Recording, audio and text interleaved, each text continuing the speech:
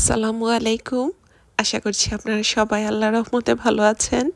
আমিও আলহামদুলিল্লাহ আমার পরিবারের সাথে আমার আব্বাকে নিয়ে ভালো আছি। আমার জীবনের ডায়েরির নতুন আরেকটি পাতে আপনাদের সবাইকে স্বাগতম। আশা করছি পুরো ভিডিওটি আপনারা স্কিপ না করে আমার সাথে থেকে এনজয় করবেন। আমরা আজকে নিউ ইয়র্কে গিয়েছিলাম। তো নিউ ইয়র্কে যাওয়ার পর আমার আব্বা আসলে এত বেশি বিরক্ত শুরু করেছে যে নিউ ইয়র্কে আর ভিডিও করা সম্ভব হয়নি। তো এখন বাসায় যাচ্ছি। আজকের দিনটা আলহামদুলিল্লাহ এত বেশি সুন্দর ছিল। খুব বেশি ঠান্ডা না, যদিও ইউএসএতে ঠান্ডা পড়ছে, তারপরেও আজকের দিনটা আসলে একেবারেই আমাদের দেশীয় শীতের মতো। সকালবেলা ঠান্ডা ছিল, দুপুরবেলাটা একেবারে রোদ ঝলমলে একটা দিন। আর এই তো গাড়ি ছুটে যাচ্ছে যেন মৃত নগরীর মাঝ দিয়ে। ফলে আসলে গাছের পাতাগুলি পড়ে একেবারেই মৃত নগরীতে সেজে ওঠে ইউএসএ। তারপরেই তো চলে আসলাম বাসায় আসার পর গাড়ির ট্রাঙ্কটা খুলে নিলাম বাজারগুলি নামাবো বলে। এই তো নিউ ইয়র্ক থেকে বাজার নিয়ে এসেছি। আর ওই যে সুন্দর করে আমার আব্বা কার সিটে বসে আছে, আর যেই গাড়ির ট্রাঙ্কটা খোলা হয়েছে একটু বাতাসের ঝটকা লাগাতেই আমার আব্বা তো খুশিতে একেবারে। আমার আব্বা আসলে একেবারেই গরম পছন্দ করে না, ঠান্ডা খুবই পছন্দ। তো এই তো এক এক করে এখন বাজারগুলি নামিয়ে নেওয়া হবে। এই হচ্ছে ডুগুর অবস্থা। ডুগু, where's your pen? Where's your pen, মা? বাবা পেন কোথায়? পেন কোথায়? তারপর এক এক করে সবগুলো বাজার নামিয়ে নিয়েছি। যেহেতু বাহিরে ঠান্ডা, তাই গ্যারাজে আসলে সব কিছু নামিয়ে এখন এখান থেকে গুছিয়ে নিব। যেহেতু নিউ ইয়র্কে আমাদের দেশীয় বাজার, তাই একটু বেশি বাজার করা হয়। আসলে কোনটা ছেড়ে যে কোনটা নিব একেবারেই মাথা নষ্ট হয়ে যাওয়ার মতো। আর একটু বেশি বাজার করা হয় যেহেতু আমাদের দেশীয় জিনিসপত্র আসলে আমরা যেখানে থাকি সেখানে এতটা বেশি পাওয়া যায় না। তো আম্মু বাকি বাজারগুলো গুছাতে থাক। আর এই জিনিসগুলো হচ্ছে আমার খুবই পছন্দের জিনিস, তাই আমি এই ব্যাগটা নিয়ে চলে আসলাম। আসলে মাঝে মাঝে এই ধরনের ক্রিস্পি জিনিসগুলো খেতে ভালোই লাগে, আর চায়ের সাথে টা তো লাগেই। তো এই তো চায়ের সাথে খাওয়ার জন্য বিভিন্ন ধরনের আমাদের দেশীয় নাস্তাগুলো আমি আম্মু নিয়ে আসছে। আসলে আম্মু তো জানে আমরা কোনটা বেশি পছন্দ করি, তাই সেই হিসাবেই এখানে এই তো টোস্ট বিস্কুট, ড্রাই কেক, নিমকিটা তো আমাদের অনেক বেশি পছন্দ। মাঝে মাঝে একটু বুট খেতে ভালো লাগে। তো এই তো এক এক করে নামিয়ে নিচ্ছি। চানাচুর আসলে কার না ভালো লাগে, আমার তো খুবই ভালো লাগে। বিকালবেলা একটু পেঁয়াজ, মরিচ, ধনেপাতা, টমেটো দিয়ে মাখিয়ে খেতে, সাথে লেবু থাকতে হয়।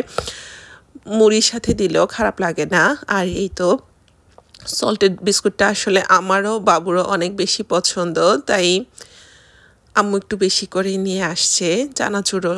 তো সব কিছু একসাথে নামিয়ে আমার আসলে এই জিনিসগুলো এত বেশি ভালো লাগে, আমি যখন নামাই আমার মুখে হাসি আর থামতেই চায় না। আর যেহেতু শীত ছিল, শীত মানেই তো শীতের পিঠা থাকবে না তা তো হয় না। তো এই তো আম্মু পিঠাও নিয়ে আসছে 2 রকমের। আমরা তেলের পিঠা আর চিতই পিঠা। তো পিঠাগুলি মাশাআল্লাহ এত বেশি সুন্দর ছিল, খুবই সুন্দর দেখতে। আর চিতই পিঠাগুলি আসলে পিছনটাও এত বেশি সুন্দর দেখতে, খুবই ভালো লাগছিল। আর নিউ ইয়র্কের সবচাইতে আকর্ষণ আমাদের জন্য হচ্ছে স্ট্রিট ফুড। এই তো এইটা হচ্ছে আমাদের সবচেয়ে বেশি পছন্দের একটা জিনিস। নিউ ইয়র্কে যাবো আর স্ট্রিট ফুড খাবো না তা তো হয় না, তবে আমি আমার ভাইকে অনেক বেশি মিস করছিলাম। বাবুর আসলে স্ট্রিট ফুডটা অনেক বেশি পছন্দ। তো যখন আগে আসলে দামেও কম ছিল আর অনেক বেশি চিকেন থাকতো, এটা চিকেন ওভার রাইস। কিন্তু এখন আসলে দাম যেরকম নেয় সেই হারে আসলে খাবারটা কোয়ালিটিটা এত বেশি খারাপ করে ফেলেছে, এনাফ চিকেনও মনে হচ্ছে কম। তো যাই হোক, যেটা আমার কথা হচ্ছে দাম যদি আরেকটু বেশি লাগে বেশি নেক, এমনিতেও বেশি নেয়, আগে যে দাম ছিল তার থেকে অনেক বেশি হয়ে গিয়েছে, কিন্তু সব কিছুর দাম আসলে এত বেশি বেড়ে যাচ্ছে। তো যাই, এইটা আমাদের দুপুরের খাবার ছিল। তো আমি খেয়ে নিচ্ছিলাম, আমার কাছে ভালোই লাগছিল। খাবারটা এমনি টেস্টি, কিন্তু আসলে পরিমাণে অনেক কমে গিয়েছে।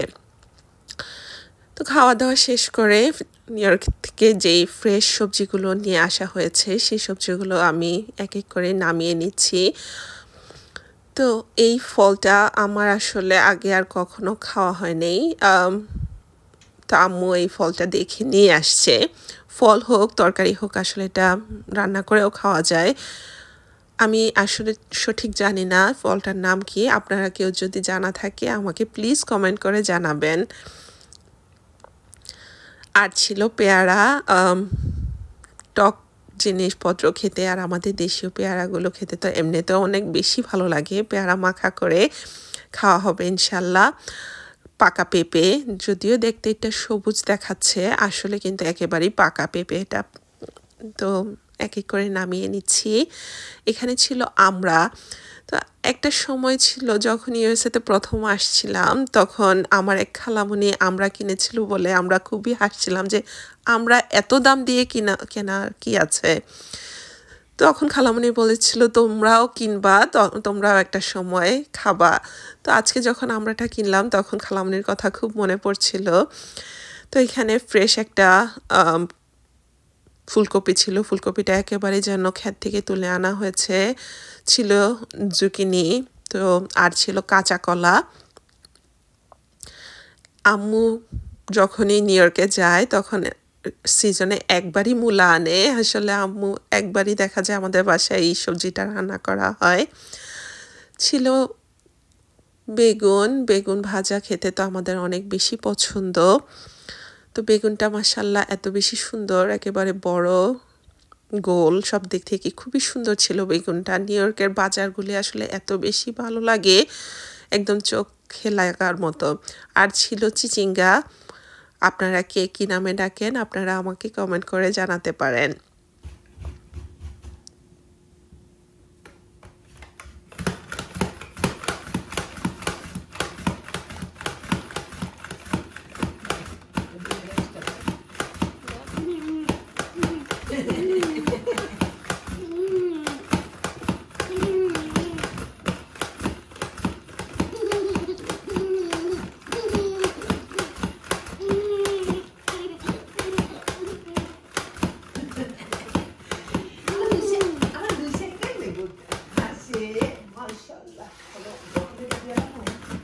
না বকলি দেবো তো নাই।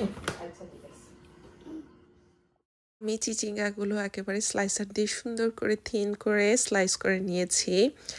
এরই মাঝে আম্মু আসলে বেগুনটা কেটে সুন্দর করে হলুদ আর লবণ মেখে রেখেছে। তো আমি চুলার তেল গরম করার পরে এক এক করে দিয়ে দিচ্ছি। বেগুন ভাজি করতে আসলে অনেকে অনেক কিছু ইউজ করে, আমরা আসলে আর কিছুই দিই না হলুদ আর লবণ ছাড়া। তারপর এক এক করে একটু তেলটা বেশি লাগে বেগুন ভাজিতে, আর চুলাটা যদি একটু মিডিয়াম হাইয়ের মধ্যে রাখা হয় তেলটা আসলে এত বেশি সোক করে না। তো বেগুন ভাজি হওয়ার পর এই তো আমি বসিয়ে দিলাম চিচিঙ্গা ভাজি করে নেওয়ার জন্য। তো এখানে আমি কিছুটা পেঁয়াজ একটু ভেজে নিচ্ছি, একেবারে ভেজে লাল করে নিব না, অল্প একটু ভাজার পরে এই তো কুচি করা চিচিঙ্গাগুলো আমি দিয়ে দিচ্ছি। আর দেখতেই পাচ্ছেন চিচিঙ্গাগুলো এত বেশি সুন্দর করে কুচি হয়েছে স্লাইসারে। আর এই স্লাইসারটা আসলে অনেক বেশি সেফ, মানে কাটার সময় আসলে হাতে লাগার কোনো ভয় নেই। তো ভাজিটা হতে থাক, আর এই পাশ থেকে আমি মশলা কষাতে দিয়ে দিয়েছি সবজি রান্না করব বলে। তো সবজি রান্নার সময় আসলে মশলাটা যদি একটু কষিয়ে নেওয়া হয় তাহলে সবজিটা খেতে অনেক বেশি ভালো লাগে। তো এখানে আমি পেঁয়াজ, রসুন বাটা, কিছুটা আদা বাটা, হলুদ, লবণ, মরিচের সামান্য একটু গুঁড়ো, ধনে গুঁড়ো, জিরা গুঁড়ো সব কিছু দিয়ে কষাতে বসিয়ে দিয়েছি। মাঝে মাঝে আমি আমার চিচিঙ্গা ভাজিটাও একটু নেড়ে চেড়ে দিচ্ছি যাতে করে লেগে না যায় আর সব দিক থেকে সমানভাবে সিদ্ধ হতে পারে। তা না হলে দেখা যাবে নিচে লেগে যাবে, উপরের চিচিঙ্গাগুলি সিদ্ধ হবে না। তো আমার সবজিটা আসলে সবজির জন্য মশলাটা কষানো হয়ে গিয়েছে। তো এই তো এক এক করে সব সবজি দিয়ে দিচ্ছি। তো এখানে ছিল জুকিনি, কাঁচা কলা, কুমড়া, বেগুন, আলু, একটা মাটির নিচের আলু, গাজর, মিষ্টি আলু, তারপর আরও কিছু সবজি ছিল, আসলে এখন আমার মনে পড়ছে না। তো আম্মু সবগুলি সবজি কেটে দিয়েছে আমাকে, আমি জাস্ট এখানে বসিয়ে দিয়েছি সবজিটা তৈরি করে নেওয়ার জন্য। তো আমি সবগুলো সবজি ঢালার পর এখন ভালো করে নেড়ে চেড়ে সবগুলো সবজির সাথে মশলাটা একটু মিশিয়ে নিব। আমি এখানে কোনো পানি ইউজ করব না, জাস্ট সবজির পানি থেকেই সবজিটাকে সিদ্ধ করব। সবজি থেকে আসলে অনেক পানি ছেড়ে দিবে, যেহেতু ফ্রেশ সবজি সবগুলো। তো আমি ঢাকনা দিয়ে এখানে কিছুটা ডিম ফেটে নিচ্ছি। আসলে চিচিঙ্গা ভাজি আমার আসলে ডিম দিয়ে খেতে অনেক বেশি ভালো লাগে। আমি জানি না আপনারা কে কীভাবে খান, কিন্তু আমার কাছে ডিম দিয়ে খেতেই বেশি ভালো লাগে। এখানে আমি আরও কিছুটা পেঁয়াজ কুচি দিয়ে দিয়েছি। আসলে ভাজিতে পেঁয়াজ কুচিটা অনেক বেশি ভালো লাগে, আর ভাজিটা একটু সিদ্ধ হওয়ার পর যখন পেঁয়াজ কুচিটা দেওয়া হয়, এই পেঁয়াজটা আসলে একেবারেই ভর্তা ভর্তা হয়ে যায় না, তো কামড়ে পড়লে অনেক বেশি ভালো লাগে। আর দিয়ে দিলাম কিছুটা কাঁচামরিচ ফালি করে, আর ধনেপাতা ছাড়া তো দেশীয় সবজিগুলো একেবারেই ভালো লাগে না, জমে না। তো ভাজিটা যখন একেবারে হয়ে আসছে, তখন আমি দিয়ে দেব আগে থেকে ফেটিয়ে রাখা যে ডিমটা। সেই ডিমটা অনেকে হয়তো ডিমটা আলাদা করে ভাজি করে তারপর মিশায়, কিন্তু আমার কাছে আসলে এভাবেই ভালো লাগে। তো আমি পুরোটা চিচিঙ্গা ভাজির উপর ডিমটা দিয়ে দিয়েছি। তারপর চিচিঙ্গা ভাজিটা আমি এখন নেড়ে চেড়ে একেবারে ঝরঝর করে ভাজি করে নেব। তাতে করে প্রতিটা বাইটে আসলে ডিম পড়ে, আর খেতেও অনেক বেশি ভালো লাগে চিচিঙ্গা ভাজিটা। ডিমটা আগে দিলে হয়তো ডিমটা পুড়ে যাওয়ার সম্ভাবনা থাকে, তাই আমি যখন একেবারে ভাজিটা হয়ে আসছে তখনই ডিমটা দিয়ে নেড়ে চেড়ে ভালো করে ডিমটা ভাজিটা হয়ে নিয়েছে। তারপর এখান থেকে আমার সবজিটাও হয়ে গিয়েছে। মাশাআল্লাহ, সবজিটা এত বেশি কালারফুল আর এত মজা হয়েছে, খুবই, আর গন্ধে একেবারে মোমো করছে। আমি এখানে আসলে কিছুটা ঘিও দিয়েছিলাম পরের দিকে। ঘিটা আসলে হওয়ার আগে দিলে তখন গন্ধটা আসলে অনেক ভালো লাগে, আর ঘি এত বেশি ঘিও লাগে না, অল্প একটু ঘি দিলেই আসলে পুরো সবজিটার মধ্যে গন্ধটা ছড়িয়ে পড়ে। আগে যদি ঘিটা দেওয়া হয় তাহলে দেখা যায় ঘিটা আসলে পুড়ে তরকারির রঙটা সুন্দর থাকে না। তো সব কিছু, এই তো আমার সবজিটাও হয়ে গিয়েছে। তারপর আমার পিঠা উৎসব। পিঠা বানাতে পারি না, কিন্তু পিঠা তো খেতে তো পারি। তো যাই হোক, এখানে আমি সবগুলো পিঠা নিয়ে একেবারে সুন্দর করে সাজিয়ে নিয়েছি খেজুরের গুড় দিয়ে।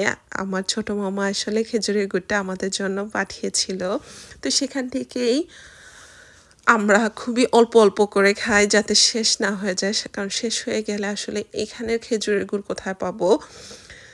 তো যখনই খাই খুবই অল্প অল্প করে খাই, একটু রেখে রেখে। মামা প্রতি বছরই আমাদের জন্য খেজুরের গুড় তৈরি করে পাঠায়। তো এক বছর শেষ হতে হতে যাতে আরেক বছর পাঠানোর আগ পর্যন্ত থাকে, সেজন্য অল্প করেই খাওয়া। তো খেজুরের গুড় দিয়ে এই তো খোলা চিতই পিঠা আমি খেয়ে নিচ্ছি। আমরা সবাই একসাথে বসেছি চিতই পিঠা খেয়ে নেওয়ার জন্য, আর ঝোলা গুড় দিয়ে খেতে তো আসলে অসাধারণ লাগে। আমার চিতই পিঠা এমনিতেও অনেক বেশি পছন্দ। তো চিতই পিঠাগুলি আসলে অনেক বেশি মজা ছিল, একদম সফট ছিল। তেলের পিঠাটা আসলে এমনি ভালো ছিল, কিন্তু মিষ্টিটা মনে হচ্ছিল কিছুটা কম। আমরা আসলে পিঠা জাতীয় জিনিসগুলোতে মিষ্টি একটু বেশি খাই। সবাই হয়তো একই রকম মিষ্টি খেতে পছন্দ করে না, তো যে যার স্বাদ মতো খায়। তো আমি এখানে গুড় লাগিয়ে লাগিয়ে খাচ্ছিলাম। সন্ধ্যায় আসলে আমার মামাকে দিয়ে আপি খাসির মাংস পাঠিয়েছেন। আপি ফ্রেশ রান্না করে আমাদের জন্য পাঠিয়ে দিয়েছে। আসলে আপি আমাদেরকে ছাড়া কখনোই কোনো কিছু খেতে পারে না।